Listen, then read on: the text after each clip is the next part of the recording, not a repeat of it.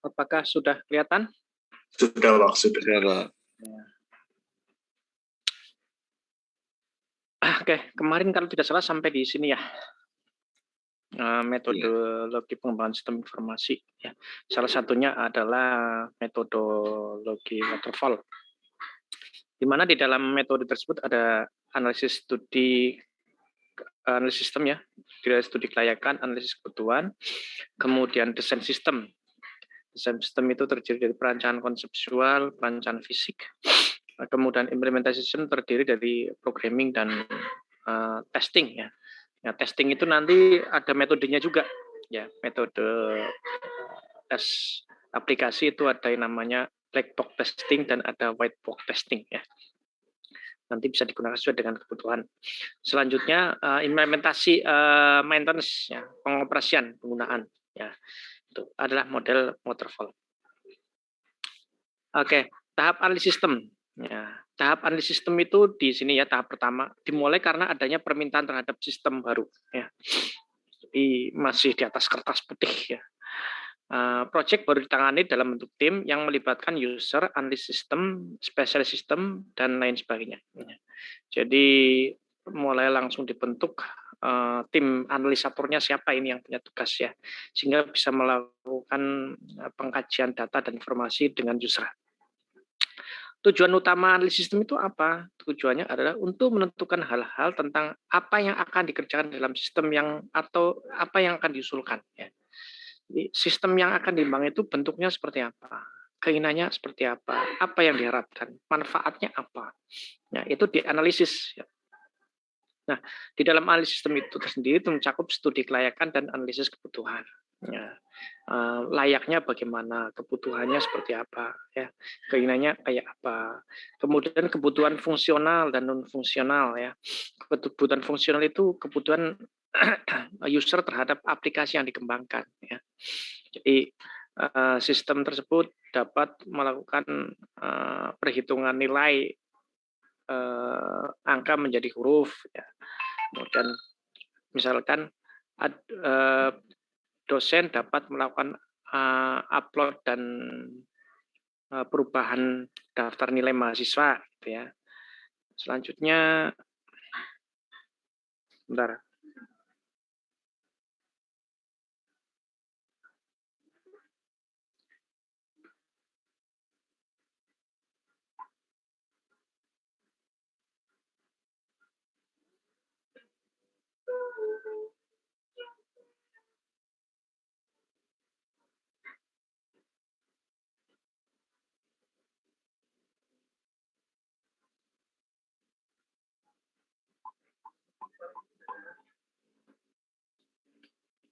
Oke.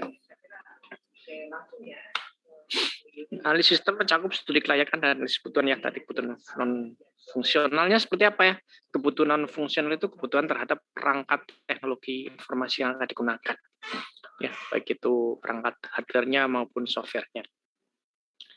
Ya, hardware-nya mungkin perangkat komputer, kemudian perangkat teknologi jaringan, ya.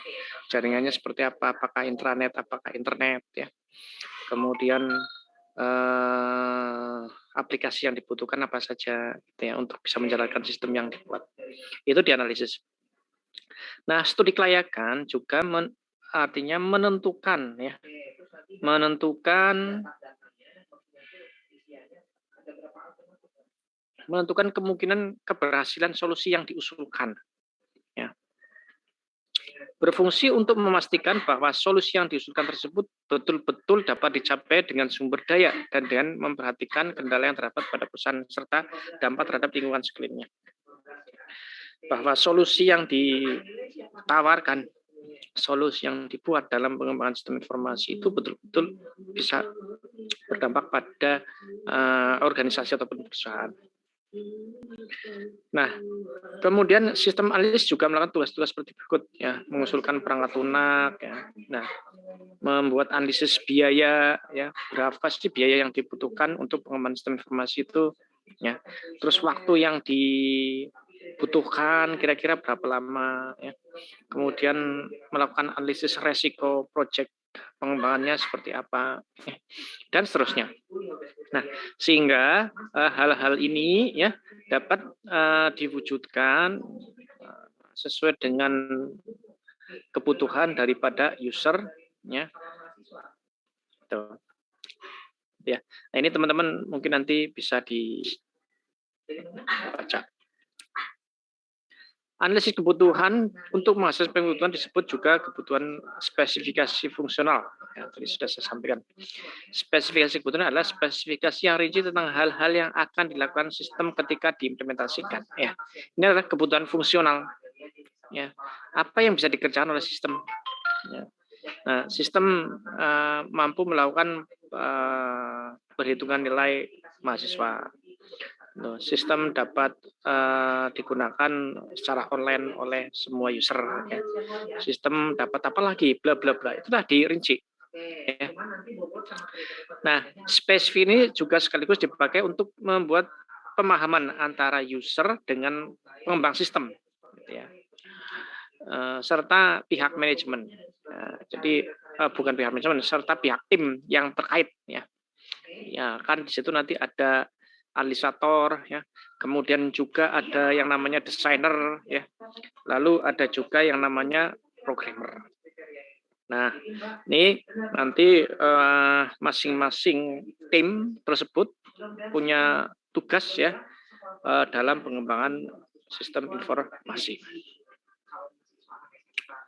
Nah, analisis kebutuhan ini diperlukan untuk menentukan luarannya seperti apa. Ya. Luaran dari sistem itu bentuknya apa? Apakah nanti dalam bentuk teks, tabel, grafik, atau mungkin berbentuk juga audio, video. Ini akan banyak dipahami. Kan? Kemudian masukan yang diperlukan sistem, ya. Lingkup proses yang digunakan untuk mengolah masukan menjadi luaran, dan volume data yang akan ditangani sistem, dan seterusnya. Ya.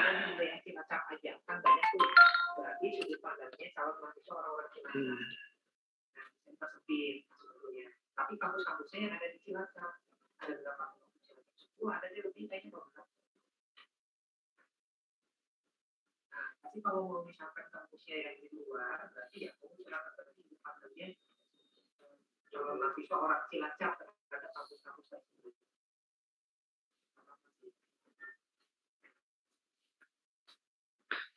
Oke. Nah, ini langkah-langkah di dalam analisis sistem itu bisa melalui wawancara, ya, interview, kemudian juga melakukan riset terhadap sistem yang sekarang, melihat atau mempelajari sistem-sistem yang sudah berjalan.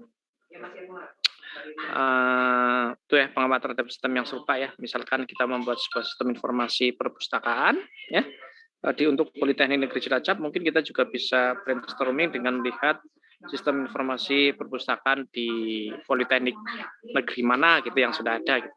Apakah PENS ya, apakah mungkin perguruan tinggi juga boleh, Unsud atau UGM dan lain sebagainya. Sehingga nanti bisa ada gambaran umum bentuk-bentuk sistem informasi yang akan dikembangkan. Lalu dalam analisis kebutuhan juga bisa dilakukan prototyping. Ya.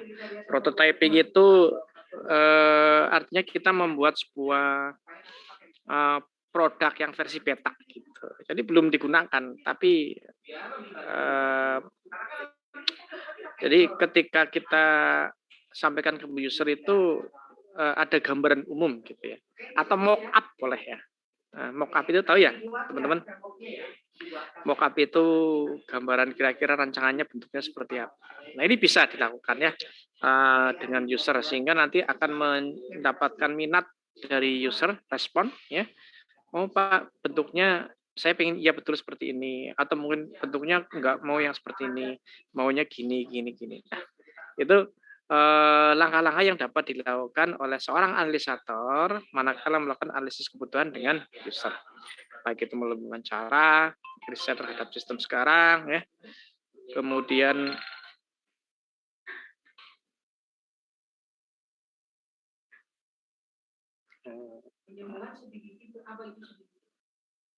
sebentar.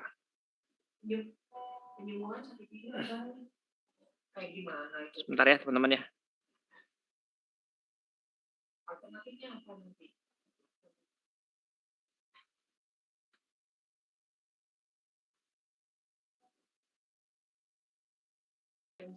Kira-kira bisa dipahami teman-teman langkah-langkah dalam penyusunan langkah-langkah dalam kegiatan analisis kebutuhan? Bisa Pak. Bisa.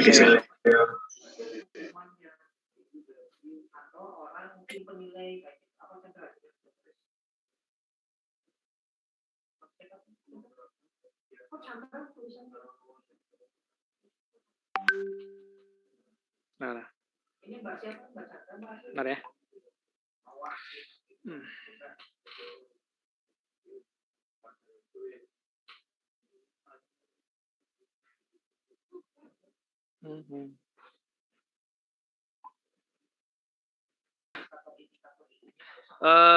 Inilah kenapa sebuah analisis sistem analisis kebutuhan dengan user itu sangat diperlukan. Ya. Tujuannya adalah ketika nanti sistem itu dibuat dan selesai dikerjakan, itu betul-betul sesuai dengan harapan dan keinginan user, ya, kebutuhan user. Nah, ini salah satu contoh ilustrasi kesalahpahaman, ya, manakala pada saat analisis kebutuhan dengan implementasi yang dilaksanakan. Nah, pada poin A, kebutuhan user menurut analisis sistem saat wawancara. Itu bentuknya gantung dengan posisi yang seperti itu ya, yang A ya. Kemudian kebutuhan user yang cukup direalisasikan menurut analisis sistem. Ya, ternyata ini si analisator itu menyederhanakan.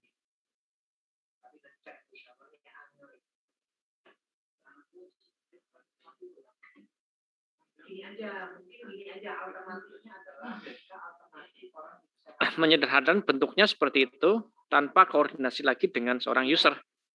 Ya. Kemudian seorang analisator ketika menyederhanakan kebutuhan user disampaikan langsung kepada seorang programmer. Ya.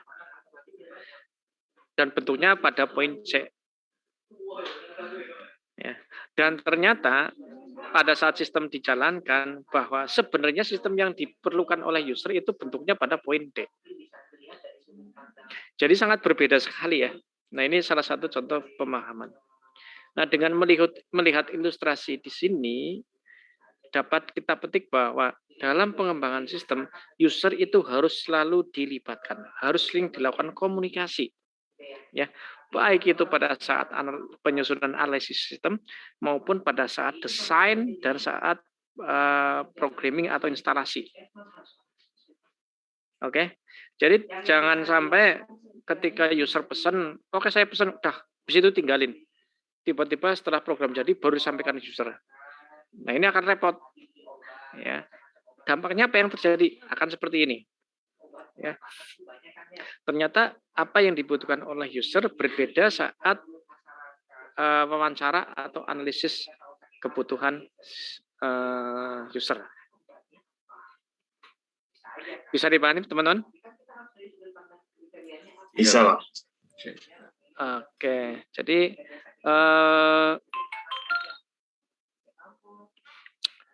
hal ini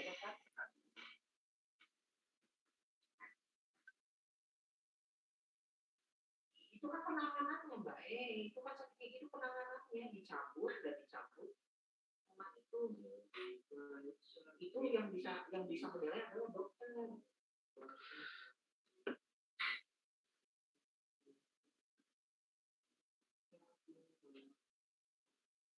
Iya itu baru saya katakan pemilihan obat, nama obatnya kan banyak. Tidak mana ya? Tapi kalau misalkan obat sakit gigi kan banyak. Ya, nah, ketika orang ingin membeli obat sakit gigi terlepas dari itu mungkin ada kriteria resep dokter ya, mungkin mau dikonsumsi itu boleh silakan. Nah, setelah dilakukan analisis sistem, maka dilakukan desain sistem. Ya, dilakukan desain sistem. Nah, proses desain sistem ini tadi menurut apa namanya? Oke, bisa ke meja saya, Mbak. Bisa ke meja saya, Mbak. Oh, lagi WiFi. Ya sudah. Oke. Ya, ya. Terima kasih ya. Assalamualaikum.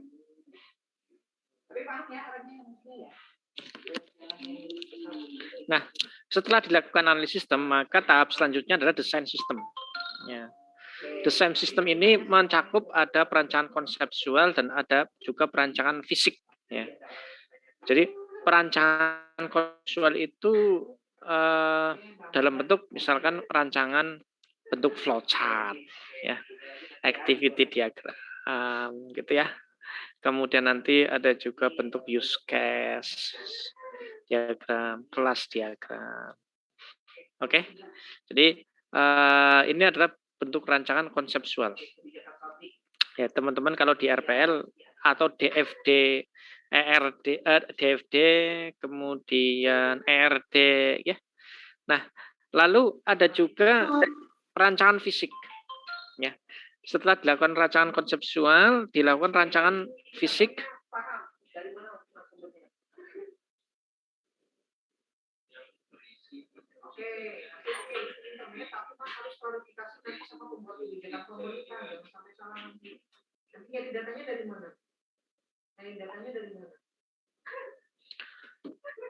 Perancangan fisik ini sudah mulai kelihatan gambaran yang akan dikembangkan, ya. Seperti rancangan tampilan input itu kayak apa, rancangan outputnya kayak apa. Jadi mock up-nya gitu ya, mock up-nya.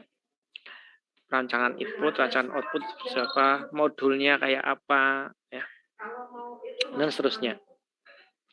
Teman-teman sudah pernah melihat rancangan mock up? Kayak bentuknya gitu ya Pak, bentuk simpelnya. Ya, iya, sudah belum? Belum pernah Pak, kayak belum pernah sebetulnya Pak. Belum pernah ya? Iya Pak. Coba nanti ada.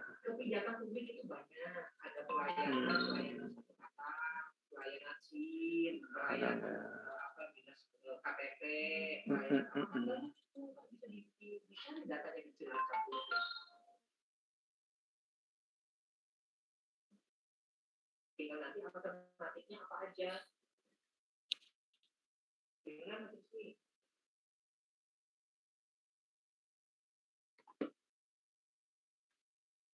Itu nanti disesuaikan dengan situasi kondisi ya. Mana? Indonesia boleh, tapi tidak pakai. Iya, saya mau kebayang itu datanya turun di Indonesia. Kecuali punya orang pusat, datanya ada indikatornya. Nah, kelihatan ya? Kelihatan teman-teman? Lihat Pak. Nah, ini adalah bentuk rancangan mock-up-nya.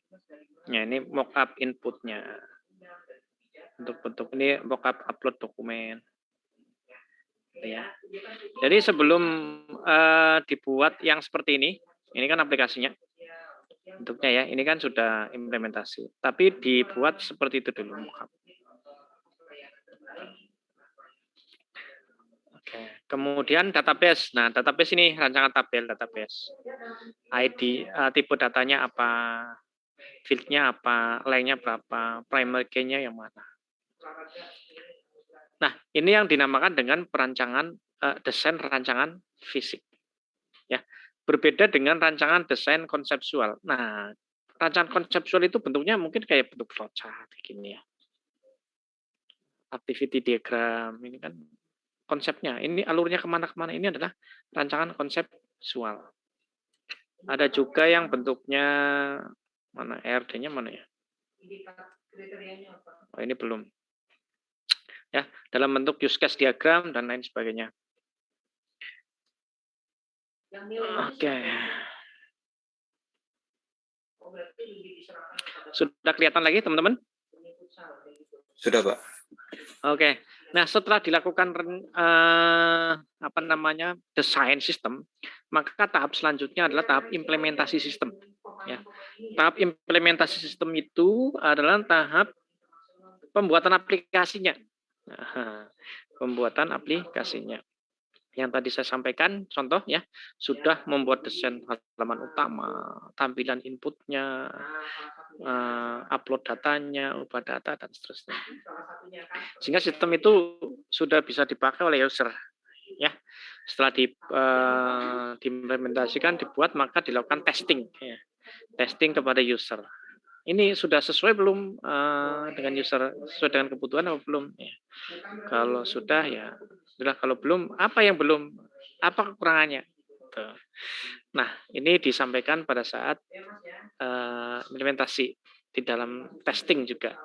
Nah, testing sistem itu bisa dilakukan dengan menggunakan metode black box testing dan ada metode white box testing. Metode black box testing itu merupakan metode terhadap fungsional sistem, sedangkan metode white box testing adalah kebutuhan terhadap testing ya, testing terhadap jalannya sistem ya. Misalkan login berhasil atau tidak, hapus data berhasil atau tidak. Itu adalah white box testing. Sedangkan black box testing itu fungsional sistem ya. Sistem dapat menghitung nilai mahasiswa. Nah, itu adalah fungsional. Yes or no. Kemudian sistem dapat melakukan pengiriman data dari dosen kepada mahasiswa. Ya, itu adalah fungsional. Dinamakan dengan black box testing. Sedangkan white box testing tadi kebutuhan terhadap testing terhadap berhasil atau tidaknya aplikasi pada saat dijalankan. Gitu ya. Nah, login berhasil tidak, hapus data berhasil tidak, ubah data berhasil tidak, tambah data berhasil atau tidak. Itu white box testing. Nah, setelah dilakukan itu baru tahap pemeliharaan ya, operasional dan pemeliharaan untuk dipakai oleh user. Sampai di sini kira-kira teman-teman ada yang mau ditanyakan, silakan. Bansos kan banyak indikator tiap NGO masing-masing beda-beda. Paham? Kalau sudah paham, kita lanjutkan. Ini perancangan konseptual tadi sudah disampaikan ya. Tinggal dibaca aja lah. Nah, implementasi sistem mencakup aktivitas di dalam kegiatan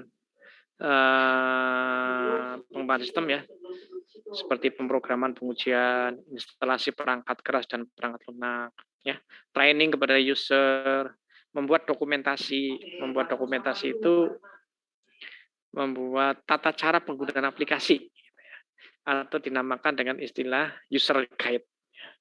Nah, tahap terakhir adalah tahap konversi. Ya, konversi ini dapat diartikan bahwa apabila ada aplikasi lama yang sedang berjalan, maka untuk bisa digunakan aplikasi yang baru ini dilakukan konversi, peralihan. Gitu. Paham ya? Peralihan. Nah, ini masuk dalam tahap implementasi sistem.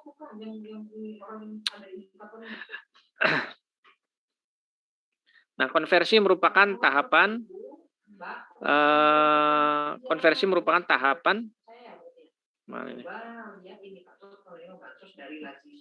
yang digunakan untuk mengoperasikan sistem baru dalam rangka menggantikan sistem yang lama. Ya. Kemudian terdapat beberapa pendekatan yang dilakukan untuk melakukan konversi, yaitu konversi paralel, konversi langsung, konversi modular atau bertahap, dan konversi pilot. Ya. Nah, bentuknya seperti apa? Nah, ini konversi paralel. Konversi paralel ini sistem lama dengan sistem baru sama-sama berjalan, ya. Dan belum terintegrasi, ya, masih sama-sama berjalan. Sehingga pada saatnya tiba nanti sistem lama berhenti dan semuanya full sistem baru.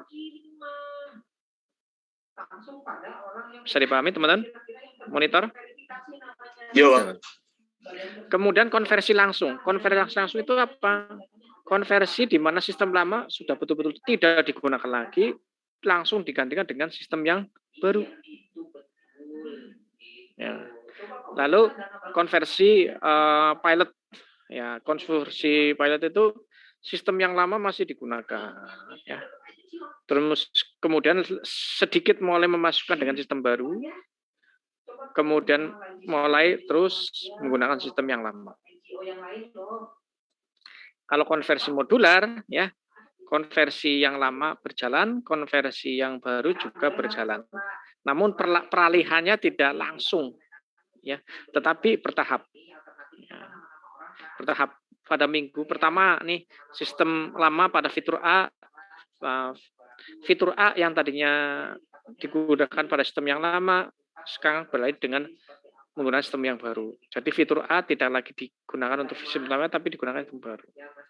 Kemudian minggu berikutnya fitur B beralih, fitur C beralih, fitur D beralih sampai dengan sistem itu betul-betul semuanya menggunakan aplikasi yang baru. Nah, ini adalah salah satu bentuk konversi. Oke. Ini ada waktunya. Tahapan pembahasan dan mengalami perubahan dasar ini. Ini tadi sudah saya jelaskan ya, metode waterfall ya, mulai dari tahap analisis sistem sampai dengan tahap pemeliharaan ya. Tadi dari awal sampai akhir. Nah, ini ada juga metode prototype ya. Lalu ada metode Rapid Application Development (RAD) dan model spiral.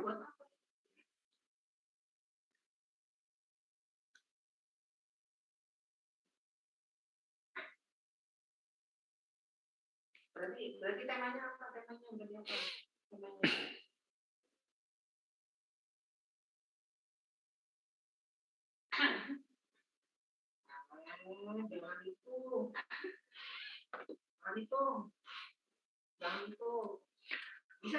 Oke, nah model waterfall.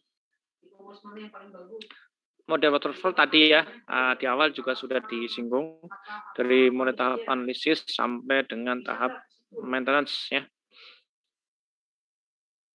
Kelebihan metode ini masih lebih baik digunakan walaupun sudah tergolong lama ya. Ya, jadi dimulai dari tahap di atas kertas putih sampai dengan akhir ya. Nah, sekarang yang berikutnya adalah metode prototype ya. Metode prototype itu metode di mana seorang pengembang sistem sudah mempunyai bentuk produknya gitu. Jadi tadi yang saya contohkan ketika Politeknik Negeri Cilacap ingin membuat sistem informasi perpustakaan, si pengembangan sistem ini ya sudah membawa bentuk sistem informasi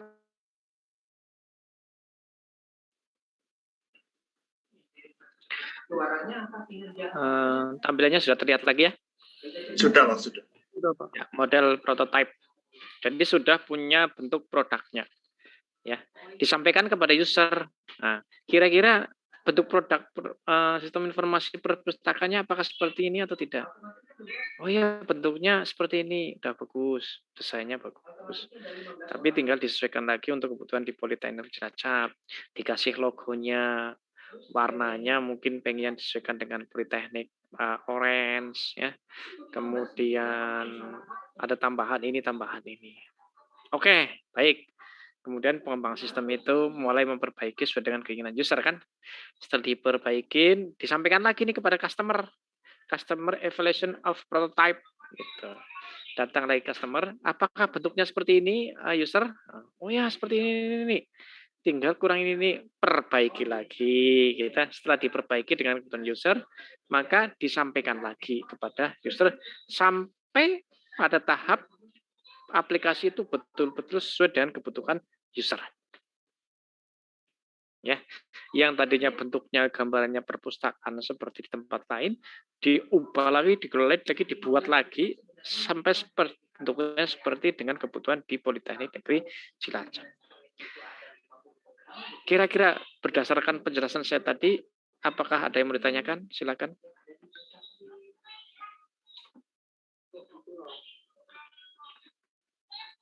Berarti sudah paham, nggih? Ya lumayan, Pak.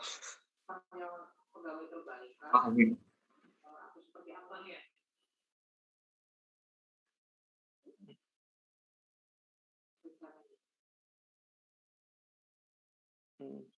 Indikatornya itu dari mana?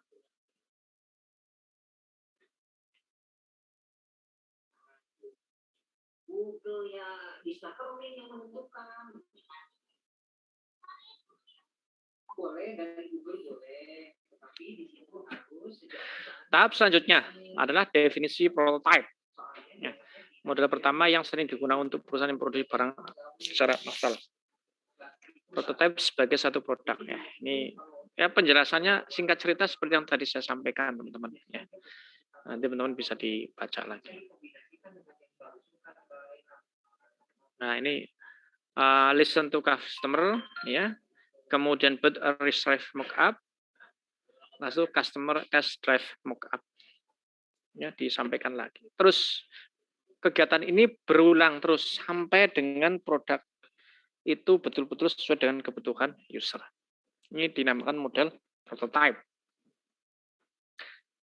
Nah, functional selection ya, pemilihan fungsi harus disampaikan pada saat pengembangan prototype. Ya. Pendekatan dalam pemilihan fungsi sistem informasi diterapkan mendekati bentuk akhir aplikasi. Ya. Nah, tahap teknik pada prototype yang meliputi perancangan model, perancangan dialog, dan perancangan simulasi. Oke, next. Model prototype, kelebihan. Keterlibatan user dalam mengembangkan sistem mempengaruhi kualitas akhir dari sistem informasi. Ya. Kemudian fleksibel terhadap perubahan yang terjadi dan memungkinkan terjadi modifikasi. Kekurangannya apa? Customer yang melihat sistem dari model yang minta diberikan tidak menjadi bahwa mungkin saja prototipe tersebut dibuat terburu-buru dan tidak tersusun dengan baik. Ya ada celah gitu yang kurang sesuai. Ya, pengembang kadang membuat implementasi sembarang karena ingin pekerjaannya cepat selesai. Ya, jadi itu bisa jadi mengadopsi aplikasi yang lain kemudian direnovasi, ya, di sistem informasi perpustakaan tempat lain kemudian direnovasi tanpa melihat secara detail lebih dalam lagi fungsi kelebihan dan kekurangan yang ada. Nah, tahap yang berikutnya, metode yang berikutnya di samping prototype ada juga metode RAD, Rapid Application Development. Ya. Nah, RAD ini merupakan metode atau model yang digunakan untuk proyek dalam skala besar, ya. Sehingga nanti akan dibuat bentuk tim-tim-tim. Ya. Tim 1, tim 2, dan tim 3. Masing tim-tim akan mengerjakan modul-modul yang berbeda-beda. Ya, tim 1 modul 1, tim 2 modul 2, tim 3 modul 3. Ya, sampai setiap modul itu berfungsi dengan baik. Selanjutnya digabungkan, diintegrasikan. Oke, ya. Berbeda halnya dengan kita membuat dengan menggunakan metode waterfall, ya. Itu mungkin aplikasi yang dibuat lebih sederhana. Tapi ketika menggunakan metode model RAD, nah ini kita memerlukan tim yang banyak. Ya, satu tim terdiri dari analisator sampai terakhir, tim 2 juga sama, tim 3 juga sama. Ketika sudah selesai baru diintegrasikan. Nah, ini bisnis model pada time ini aliran informasi pada fungsi bisnis model untuk mengetahui informasi apa yang menjadi proses bisnis, ya. Bisa dibaca lah. Nah, proses pengembangan software secara linear. Ya, kecepatan adaptasi yang tinggi dapat dibuat dengan cepat dengan pendekatan pembangunan basis komponen. Sharing juga disebut versi high speed dari model waterfall. Ya. Metode cepatnya dari metode waterfall. Kalau waterfall itu kan sequence hanya satu, tapi kalau RAD itu sequential tapi di beberapa modul, beberapa komponen kemudian digabungkan. Nah, model RAD ini digunakan untuk perusahaan dengan skala besar. Ya, kita gitu aja. Enggak apa-apa 50 aja, tapi kan diisi sama pimpinan. Ini. Tapi kan karena pimpinan enggak paham ya. Ya, dengan skala besar. Sehingga memerlukan tim yang solid, mampu bekerja bersama-sama. Nah, kalau tidak bisa bekerja bersama-sama dengan baik, nanti akan terjadi missing. Ya. Sehingga ketika digabungkan, diintegrasikan, nanti malah justru tidak bisa berjalan aplikasinya. Yang kedua, membutuhkan komitmen pengembang dan user yang sama agar cepat selesai sesuai dengan rencana. Ya, sebetulnya ini juga komitmen itu tidak hanya di metode RAD saja, ya, di metode-metode yang lain juga tetap sama, memerlukan komitmen yang jelas antara developer dengan user. Selanjutnya, RAD memang lebih cepat dari waterfall jika kebutuhan dan batas proyek sudah diketahui dengan baik. Ya, juga jika proyek mungkin untuk dimodulerisasi. Ya. Jadi kalau sudah bisa dibuat modul-modul, bisa itu dijalankan dengan menggunakan metode RAD. Tetapi kalau tidak bisa digunakan modul-modul, ya tidak bisa. Jadi misalkan digunakan untuk pengembangan sistem informasi yang besar ya di beberapa divisi ya. Ada divisi keuangan, divisi marketing, divisi HRD, divisi produksi. Itu masing-masing dibuat oleh tim. Ya. Setelah itu jadi semuanya baru digabungkan. Singkatnya seperti itu. Kekurangannya tidak semua proyek bisa dipecah atau dimodulerisasi sehingga belum tentu RAD ini cocok untuk semua proyek. Karena proyek dipecah menjadi beberapa bagian, maka dibutuhkan banyak orang untuk membentuk satu tim mengerjakan tim bagian tersebut. Ya. Jadi memerlukan tim yang jumlahnya cukup banyak ya teman-teman ya. Kemudian membutuhkan komitmen antara pihak pengembang dan customer. Karena dibuat dengan resource komponen yang sudah ada, maka perlu adanya fasilitas tiap komponen belum tentu digunakan untuk seluruh program. Ya, inilah beberapa kelebihan dan kekurangan model. Sampai di sini, model RAD. Kira-kira ada yang mau ditanyakan?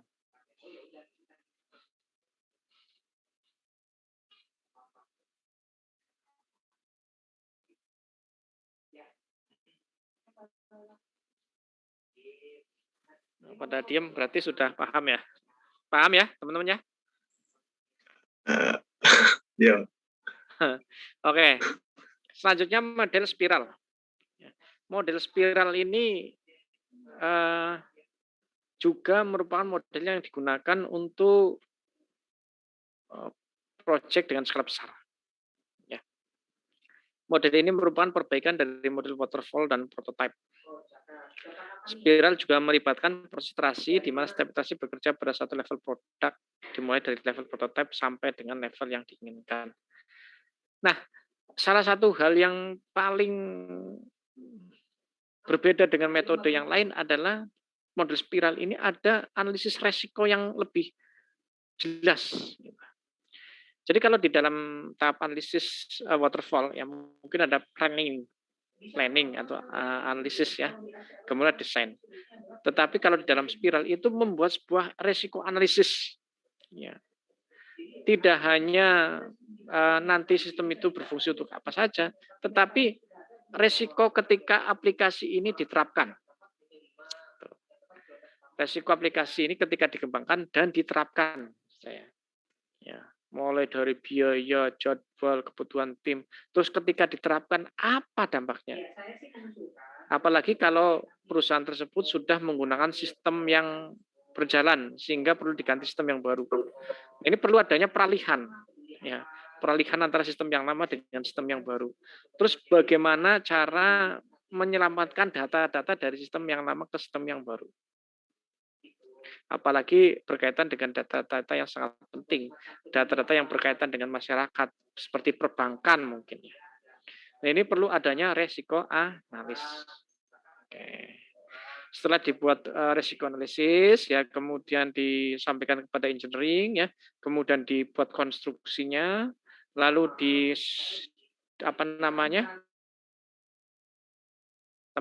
ya, terus berfutsal ya.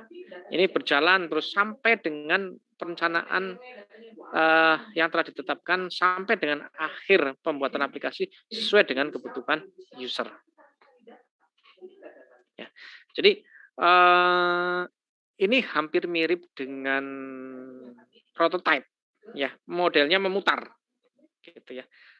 Namun ya spiral ini sama dengan waterfall. Dia mulai dari di atas kertas putih.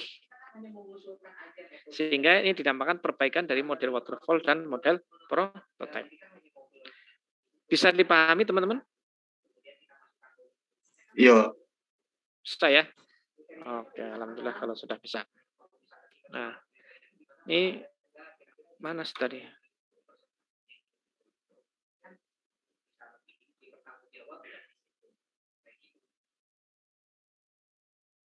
Nah, ini customer communication merupakan komunikasi antara pengembang dan user secara efektif untuk menentukan kebutuhan. Planning mendefinisikan sumber daya, batas waktu research. Resiko analisis menentukan resiko teknis pengembangan dan resiko pada saat diimplementasikan. Ya, engineering membuat satu atau lebih aplikasi yang dapat diwakili atau dikembangkan ya. Kemudian construksi and release mengkonstruksi, menguji, menginstal dan memberikan training kepada user. Lalu evaluasi user itu feedback atau penilaian dari user. Ya. Kelebihan model spiral ini adalah pendekatan yang paling realistik untuk sistem skala besar. Ya. Sama dengan RAD. Ya. Metode ini menggunakan pendekatan evolusioner sehingga customer dan pengembang dapat mengerti dan bereaksi terhadap suatu resiko yang mungkin terjadi. Lalu kekurangannya apa? Agak sulit untuk meyakinkan customer yang besar bahwa pendekatan evolusi ini dapat diatur dengan baik. Ya, pasti semuanya ada resiko-resiko dan kekurangan-kekurangannya. Tapi kurang lebih ya untuk model implementasi masing-masing metode tersebut mulai dari waterfall, prototype, RAD dan spiral seperti yang tadi saya sampaikan. Nah, selesai. Oke, kira-kira teman-teman semuanya sudah selesai. Bentar. Surat dari menteri udah jadi ditandatangani di Mbak Dewi. Di Mbak Dewi. Iya. Terus nanti yang tidak berparaf distempel di umum. Terus yang berparaf dikasihkan ke Bu Amalia.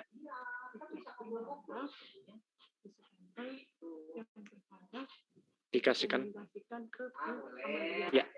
Terus yang sudah distempel di-scan, di-upload, di-scan dulu. Ya. Nanti kasih lem kermanya kapan? Sekarang belum bisa. Itu yang cyber udah direvisi semuanya sama si Faiz, tinggal di PDF-kan. Kalau yang multimedia kemarin saya minta kepada siapa? Lah, jangan keluarin temen. Wahid Agus. Duduk sing wadon, Bu Sarah.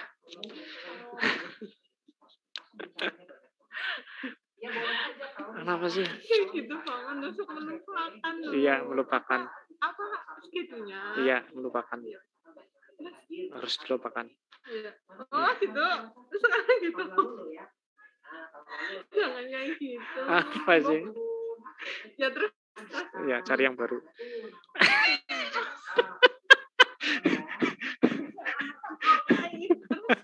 Lagi dibikin, tapi nggak tahu sudah sampai sejauh